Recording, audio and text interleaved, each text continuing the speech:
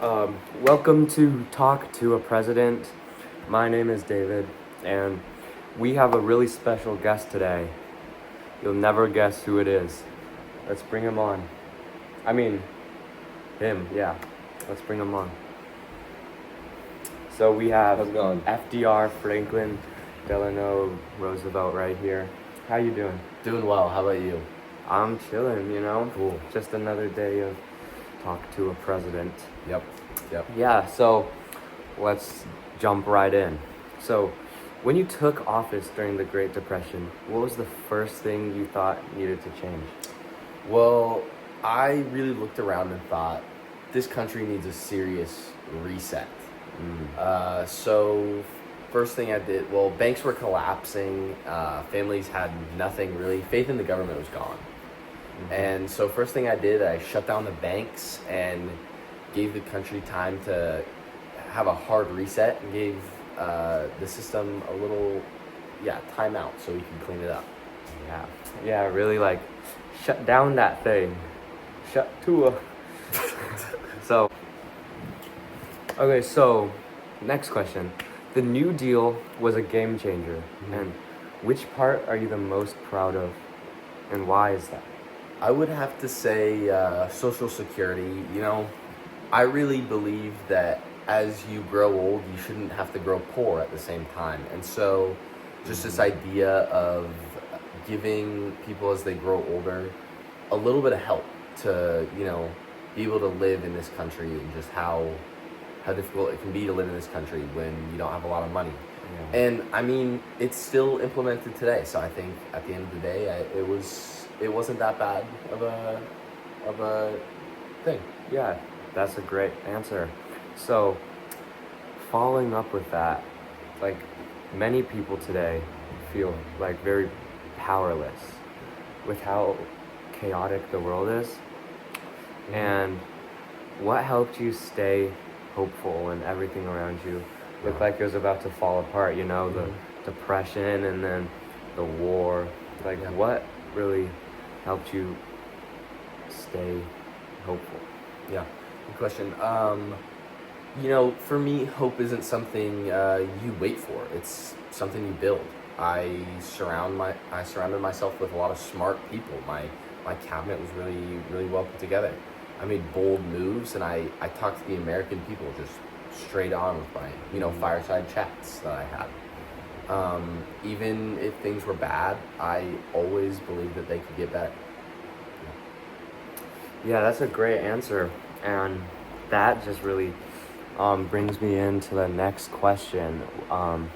So, as many people know, Slice that part. yeah, you had polio and used a wheelchair privately. So, how did you mentally push through that as a public figure? Yeah. Really, I could have let it break me. It was a big deal. It was something really hard that I went through. But, instead, I let it shape me better as a person and as a president and as a strong leader. I had to show strength, even when I was hurting, when I was going through a really tough time. And the truth is, you don't need to stand up to stand tall. Wow, that's a bar right there. Yep. FDR. Well said. Thank you. So, this leads me on to my next question. One of many that I've been thinking about because such an important figure. So, you were elected 4 times, and how did you avoid burnout? I mean, that's a lot of years. Yeah, that's a lot. I didn't avoid burnout. I mean, it was exhausting most of the time. But the country needed just a steady and strong grip. I filled that position. I was there when I needed to be, and I was strong when I needed to be. Also, a lot of coffee. Yeah, coffee. A lot of coffee. Yeah. So yeah, that's really cool. And so you've been through this Great Depression, and now we're seeing this new war starting. And when you found out about Pearl Harbor, Yeah. what really went through your head? I mean, simply, it was just watching the world change in a split second, in the blink of an eye. I was, furious, as every American was. But I was focused, and I was ready to, combat this challenge that we were coming up on. And as it progressed, it became one of the biggest challenges we faced in America, war-wise. Yeah. So, I thought we couldn't sit back anymore. We sat back in the passenger seat of the war for so long, and we needed to, get in the driver's seat. So I grabbed my pen, I wrote that speech, and I told Congress that we needed to declare war. I couldn't waste any time. Love to hear that. Okay, that leads us into our next question. Well, we're almost halfway through, so that's pretty good. Between the Depression and the war, which one felt harder to lead through? Both of them had their ups and they had their weights, and both of them definitely were challenges. So which one do you think was harder to lead? They were both very different challenges. The Depression was a slow challenge, trying to get our economy back up to where it needed to be. That was really difficult. It was like watching a golf ball sized hole in a giant boat sink the whole ship. It was bad. Sink that thing. Yeah. But the war was quick. The war was quick and difficult all at once, right? But leading through both, it helped me gain strength as a president and showed me how, resilient the American people are. Yeah, that's great.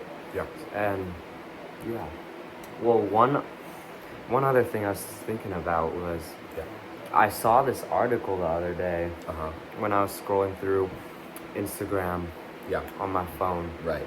Don't know what that is. Yeah. Well,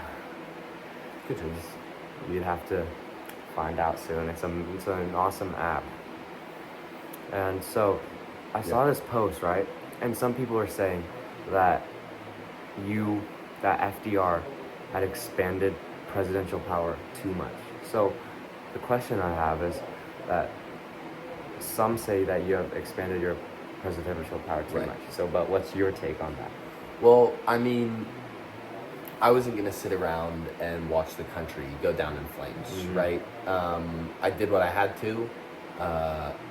I maybe could have done a few things differently, but I'm not going to apologize for how I led this country and how I brought it back from a depression and a very big world war.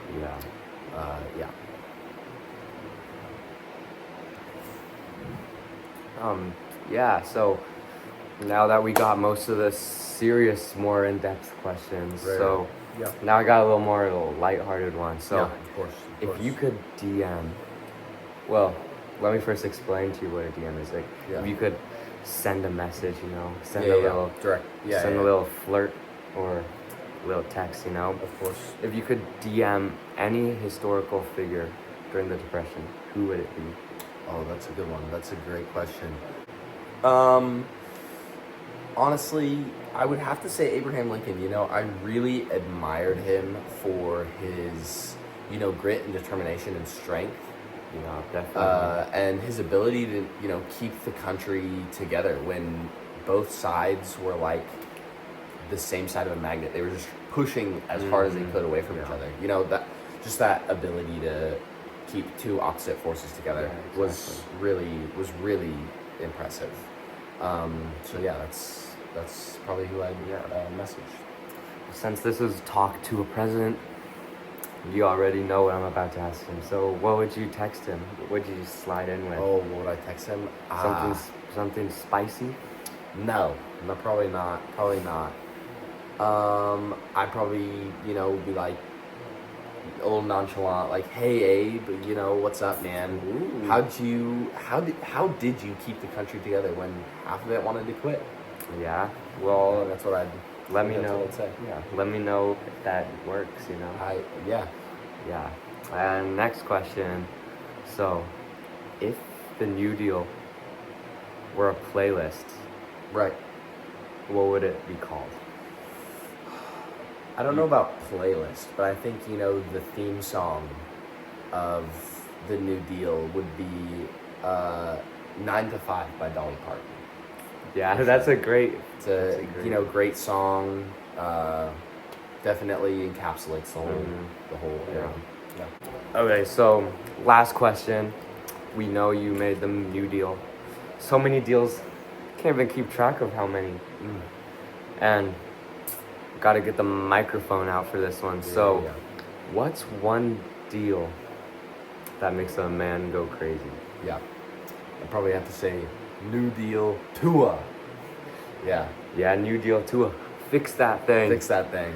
Well, love having you on this Thank podcast. you so much. And thank you so much for your time. Yes, thank you, sir. And where are you headed now? I'm probably headed sit down by the fire, turn on that radio, have a little chat with America right now. Let's do it. Yeah. Well, great having you on here. Yeah. And Thank you. Yeah, take care. Yeah, you too.